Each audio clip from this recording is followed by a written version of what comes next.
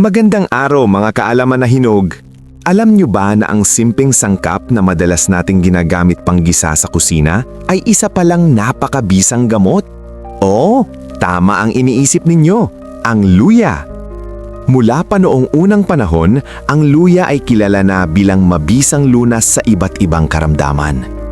Pero alam nyo ba na para sa ating mga nagkakaedad o mga senior citizens, ang luya ay parang isang himala sa dami ng sakit na kaya nitong tulungan at paginhawain. Sa halip na laging umasa sa mga mamamahaling maintenance na gamot, bakit hindi natin subukan ang natural at abot-kayang biyaya ng kalikasan? Sa video na ito, hihimayin natin at ipapaliwanag ng detalyado ang 10 sakit ng mga senior na kayang gamutin o paginhawain ng luya. Kaya maupo ng maayos, kumuha ng mainit na salabat at panoorin ito hanggang dulo dahil baka narito na ang lunas sa inyong mga nararamdaman. Pang-una sa ating listahan, rayuma at pananakit ng kasukasuan. Isa ito sa pinakakaraniwang inirereklamo natin pagtungtong ng senior years. Ang hirap bumangon dahil sumasakit ang tuhod, balakang at mga daliri. Ang luya ay may likas na sangkap na lumalaban sa pamamaga sa loob ng ating katawan. Para itong natural na painkiller. Kapag madalas kayong uminom ng salabat, unti-unting huhupa ang pamamaga ng inyong mga kasukasuan, kaya mas madali at hindi masakit ang paggalaw. Hindi nyo na kailangang laging uminom ng gamot sa kirot na nakakasira pa ng sikmura at bato pagtagal. Pangalawa sa ating listahan, hindi matunawan o impatso. Habang tayo ay nagkakaedad, humihina rin ang ating panunaw. Madalas tayong kabagan, sikmurain o parang laging busog kahit konti lang ang kinain. Ang luya ang pinakamatalik na kaibigan ng inyong tiyan. Tinutulungan itong pabilisin ang paggiling ng pagkain sa ating sikmura upang hindi ito maipon at magdulot ng hangin at pag-asim. Kapag nakandam ng bigat si tiyan, nungnya lang ng maliit na piraso ng luya o uminom ng mainit na tsaa na may luya at paniguradong gagaan agad ang inyong pakiramdam. Pangatlo sa ating listahan, mataas na blood pressure o alta presyon. Problema nyo ba ang laging pagtaas ng presyon ng dugo? Ang luya ay may likas na kakayahang paluwagin ng ating mga ugat. Parang nililinis nito ang mga daanan ng dugo para mas maluwag itong makadaloy sa buong katawan. Dahil dito, hindi masyadong nahihirapan ang ating puso sa pagpump ng dugo na nagre-resulta sa pagbaba ng blood pressure. Siyempre, hindi nito papalitan agad ang inyong gamot, pero napakalaking tulong nito bilang natural na suporta upang mapanatiling normal ang inyong presyon. Pang-apat sa ating listahan, mataas na kolesterol. Ang masamang kolesterol ang nagbabara sa ating mga ugat na nagiging sanhi ng atake sa puso o stroke na lubhang delikado sa mga may edad na. Ayon sa mga pag-aaral, ang regular na pagkonsumo ng luya kahit sa mga simpleng ulam tulad ng tinola o arroz caldo ay nakakatulong tunawin ang masamang kolesterol sa dugo. Parang may walis sa loob ng ating katawan na tinatanggal ang mga nabungong taba sa ating mga ugat, kaya mas ligtas ang ating puso. Panglima sa ating listahan, laging nahihilo o nasusuka.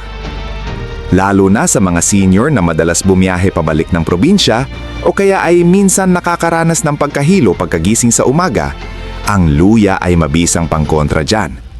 Matagal nang ginagamit ang luya ng mga naglalayag sa dagat para hindi mahilo sa alon.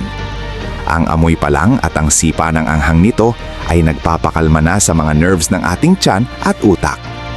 Isang mabilis na lunas ito na wala pang side effects kumpara sa mga nabibiling gamot sa pagkahilo na nakakaantok at nakakahina. Baka naman po, total wala naman kinikita ang channel namin, baka po kahit sa pag-like lang po dito sa video at subscribe, okay na po. Maraming salamat po. Pang-anim sa ating listahan, sipon, ubo at mahinang resistensya. Hindi biro kapag nagkasipon o inubo ang isang senior dahil matagal bago ito gumaling at minsan ay nauuwi pa sa pulmonya. Ang luya ay siksik sa mga sangkap na pumapatay ng mga mikrobyo at virus na nagdudulot ng sakit. Kapag sinabayan mo pa ito ng kalamansi at pulot, meron ka ng napakabisang natural na gamot sa ubo at pampalakas na resistensya. Nililinis din nito ang lalamunan para mabilis mailabas ang mga nakabara at makating klema na pahirap sa pagtulog sa gabi. Pangpito sa ating listahan, mataas na asukal sa dugo o diabetes. Isa sa pinakamabigat na kalaban sa pagtanda ay ang diabetes. Ang magandang balita, ang luya ay nakakatulong sa ating katawan ng mas magamit ng maayos ang insulin, ang nagkokontrol ng asukal sa ating dugo.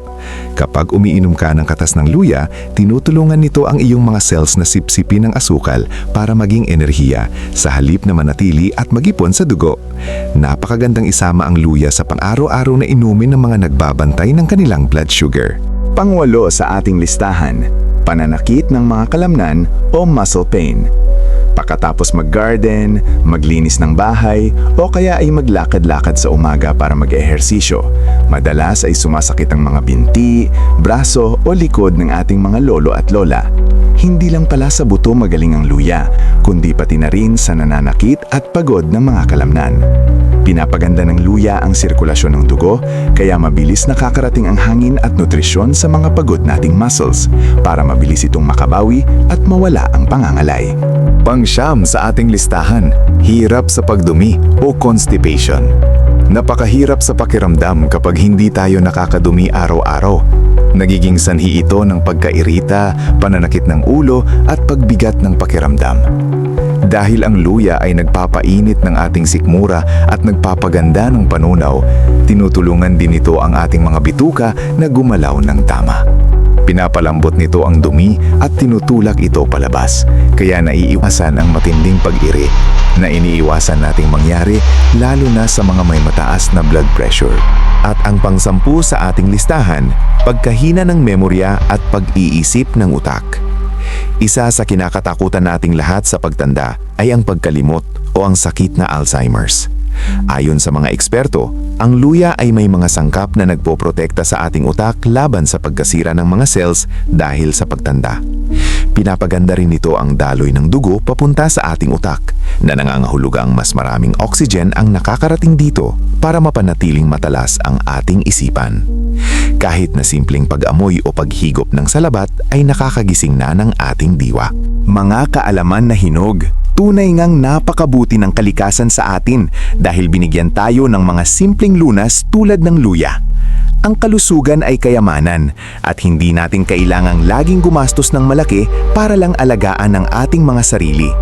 Ngunit paalala lamang po ha, bagaman natural at ligtas ang luya, palagi pa rin tayong magpa-check up sa ating mga doktor, lalo na kung tayo ay may mga iniinom na maintenance na gamot, para makasigurong walang magiging problema. Ang pagiging handa at may alam ang ating pinakamalakas na depensa sa pagtanda. Ibahagi ang video na ito sa inyong mga pamilya, kaibigan at mga kapwa senior para matulungan din natin silang guminhawa ang pakiramdam. Maraming salamat po sa inyong walang sawang pagsuporta at God bless po sa ating lahat.